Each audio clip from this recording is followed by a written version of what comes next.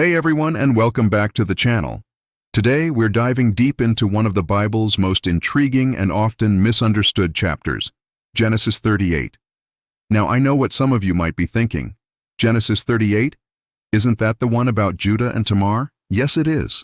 And trust me, it's a story packed with more twists, turns, and life lessons than you might expect. So grab a comfy seat, maybe a snack, and let's explore this powerful narrative together.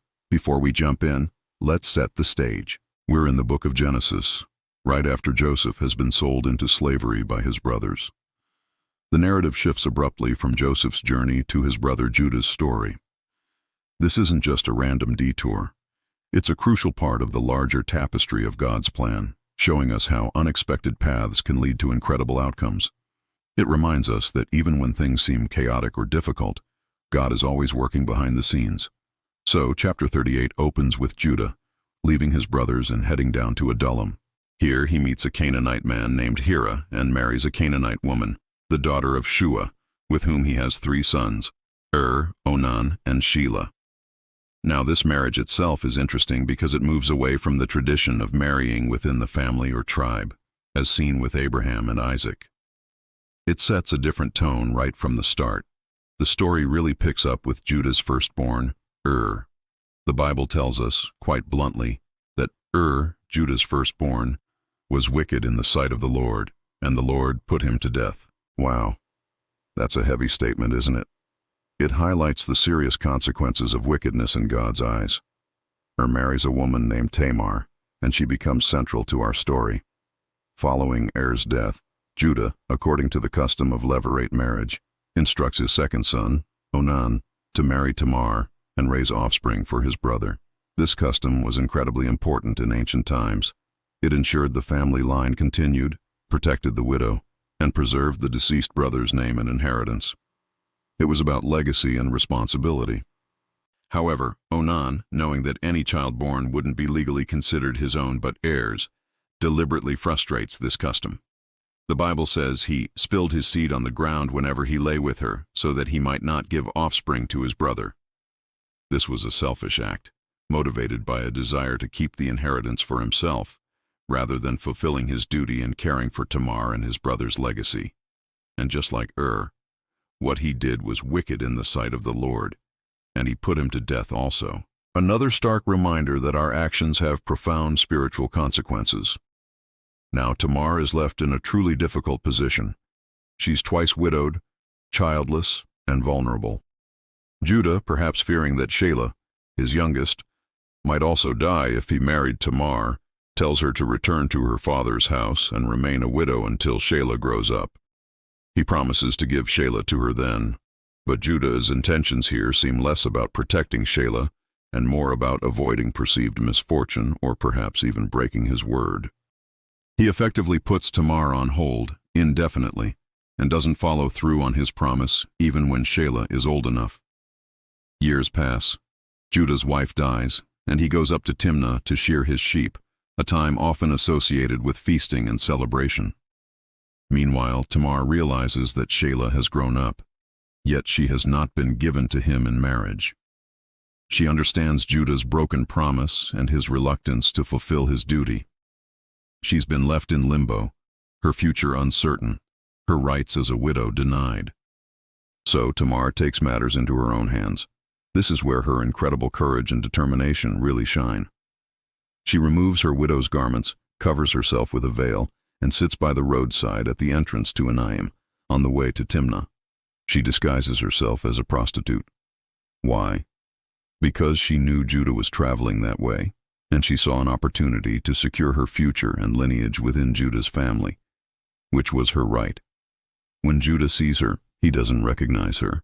He assumes she's a prostitute and approaches her. He asks for a sexual encounter. Tamar, ever shrewd, asks for a pledge: his seal, his cord, and his staff. These were not just random items. They were symbols of Judah's authority, identity, and status. Judah hands them over, promising to send a young goat as payment later. He sleeps with her, and she conceives. Afterward, Tamar leaves, removes her disguise, and puts her widow's garments back on. Judah sends his friend Hirah to deliver the goat and retrieve his pledge, But Hirah can't find the woman. He asks the local people, "Where is the prostitute who was by the roadside?" They reply, "There has been no prostitute here." Judah, probably a bit embarrassed and wanting to avoid further scandal, tells Hirah to let her keep the items, saying, "Let her keep them, otherwise we will be an object of ridicule." He's clearly trying to brush the incident under the rug. About 3 months later, Judah receives alarming news. Tamar, your daughter-in-law, has played the harlot. Moreover, she is pregnant by harlotry. Judah, still unaware of his own involvement, immediately pronounces a harsh judgment: bring her out and let her be burned. This shows the severity with which such actions were viewed in that society, and also the hypocrisy, given Judah's own recent actions. But Tamar, in a moment of brilliant revelation, sends a message back to Judah. She doesn't accuse him directly, but she sends his seal, cord, and staff with a clear message. "By the man to whom these belong, I am pregnant. Please examine whose these are, the seal, the cord, and the staff." Judah immediately recognizes them. In that moment, the truth hits him. He's confronted with his own actions, his broken promise, and his injustice towards Tamar. His response is powerful and incredibly significant. "She is more righteous than I, because I did not give her to Shelah my son." He acknowledges his guilt and Tamar's righteousness. He understands that Tamar was driven not by malice, but by a desperate need to secure her rightful place and lineage, something he had denied her. Tamar then gives birth to twins. During the birth, one baby puts out his hand, and the midwife ties a scarlet thread around it, saying, "This one came out first." But then the hand withdraws, and his brother is born first. The midwife exclaims, "What a breach you have made for yourself." So he is named Perez, meaning a breach. His brother, with the scarlet thread, is born afterward and named Zerah. This detail about the twins, Perez and Zerah, is also significant. Perez, the one who breached, who came out first, despite the initial indication, becomes a pivotal figure, because from Perez, Judah's son, comes the lineage of King David, and ultimately, the Messiah, Jesus Christ. This is incredibly powerful.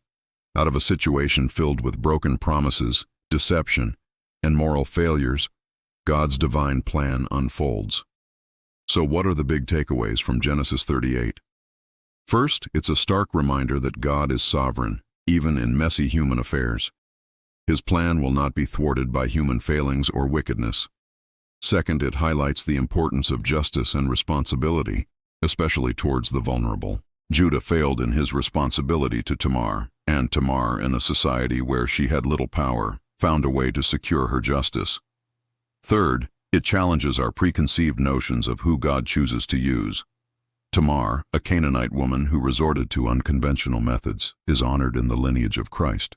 This reminds us that God looks at the heart and often uses the unexpected to bring about his purposes.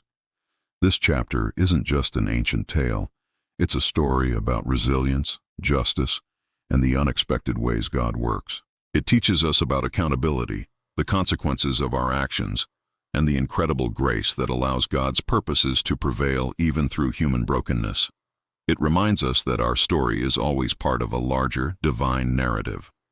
Thank you so much for joining me today as we unpacked Genesis 38. I hope this discussion has given you a fresh perspective on this profound chapter. If you found this video helpful or thought-provoking, please hit that like button, share it with someone who might benefit, and don't forget to subscribe for more deep dives into the Bible. Your support means the world to me and helps this channel grow. Until next time, stay blessed and keep seeking truth.